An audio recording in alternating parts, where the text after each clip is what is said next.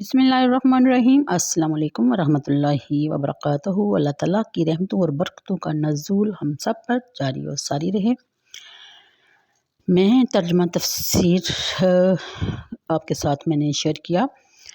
تقریباً 28 پارے ہمارے ہونے والے ہیں مکمل، تو میں چاہتی ہوں کہ یہ سلسلہ ہمارا ایک دوسرے کے ساتھ جڑا رہے۔ بے شک بہت کم لوگوں نے دیکھا اور سنا، لیکن الحمدللہ میں اپنے مقصد میں کامیاب ہوگی۔ اس کے بعد میں سوچ رہی تھی کہ کیسے آپ کے ساتھ میرا یہ سلسلہ جاری رہے، تو اس سلسلے میں آپ کے ساتھ سیرت رسول عربی صلی اللہ علیہ وآلہ وسلم شیئر کیا کروں گی انشاءاللہ تعالی۔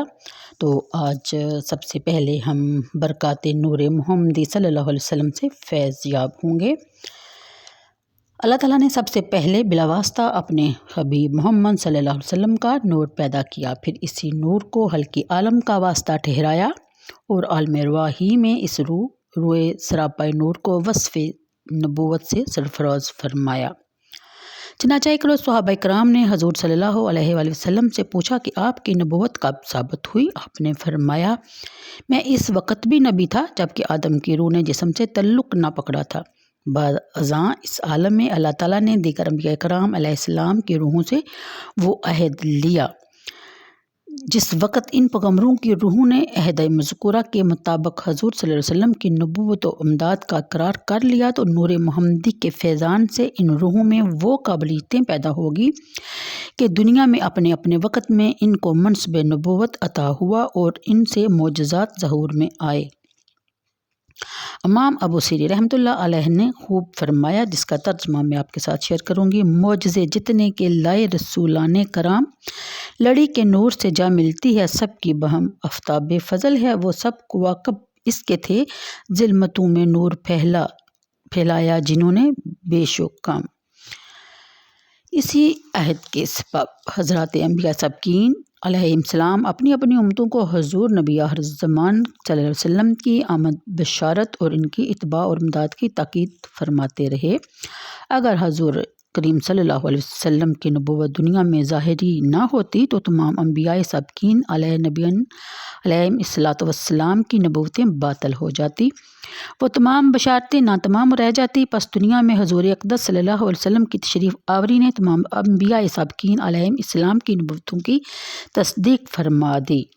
جس طرح نبی کریم صلی اللہ علیہ وسلم جاء بالحق و صدق المرسلین کا نور از بحر منبع انوار الانبیاء تھا، اسی طرح آپ کے جسم اطہر کا مادہ بھی لطیف ترین اشیاء سے تھا۔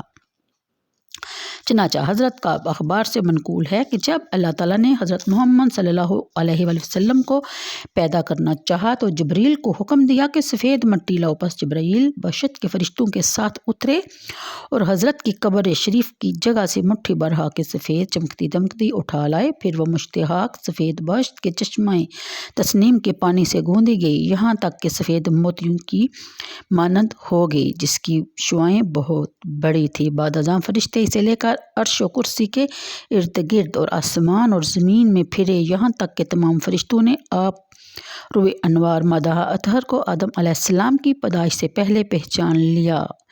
بل جاء بالحق وصدق المرسلین، جب اللہ تعالیٰ نے حضرت آدم علیہ السلام کو پیدا کیا، اپنے حبیب پاک کے نور کو ان کے پشت مبارک میں بطور ودیعت رکھا۔ اس نور کے انوار ان کی پیشانی میں یوں نمایاں تھے جیسے آفتاب آسمان اور چاند اندھیری رات میں، اور ان سے عہد لیا گیا کہ یہ نور انوار پاک پشتوں سے پاک رحموں میں منتقل ہوا کرے۔ اسی واسطے جب وہ حضرت حوا علیہ السلام سے مقاربت کا ارادہ کرتے تو انہیں پاک و پاکیزہ ہونے کی تاکید فرماتے، یہاں تک کہ وہ نور حضرت حوا علیہ السلام کے رحم پاک میں منتقل ہو گیا۔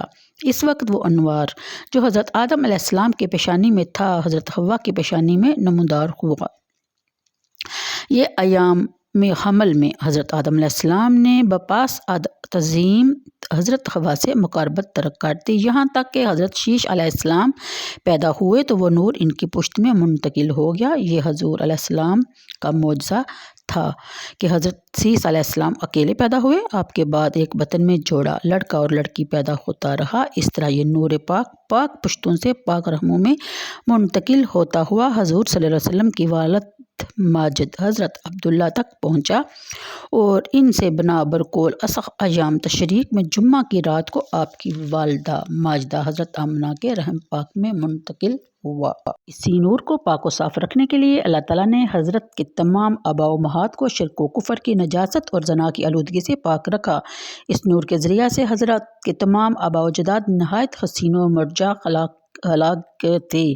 اس نور کی برکت سے حضرت آدم نبی علیہ السلام ملائک کی مسجود بنے اور اس نور کے وسیلے سے ان کی توبہ قبول ہوئی۔ اسی نور کی برکت سے حضور نوح علیہ السلام کی کشتی طوفان میں غرق ہونے سے بچی۔ اسی نور کی برکت سے حضرت ابراہیم علیہ نبی علیہ السلام پر آتش نمرود گلزار ہوگی اور اسی کے طفیل حضرت انبیاء سابقین علیہ نبی علیہ السلام تسلیمیات پر اللہ تعالیٰ کی عنایت بے غائب ہوئی۔ جب حضرت صلی اللہ علیہ وسلم غزوہ تبوک سے واپس تشریف لائے تو حضرت عباس رضی اللہ تعالیٰ عنہ نے حضور صلی اللہ علیہ وسلم کی اجازت سے آپ کی مداح میں چند اشعار عرض کیے، جن میں مذکور ہے کہ کشتی کا طوفان سے بچنا، حضرت ابراہیم علیہ السلام پر آتش نمرود کا گلزار ہو جانا حضرت کے نور ہی کی برکت سے تھا۔ حضرت امام الائمہ ابو حنیفہ نعمان بن ثابت تائبی کوفی رضی اللہ تعالیٰ عنہ رسول اللہ صلی اللہ علیہ وسلم کی مداح بھی فرمایا کرتے تھے۔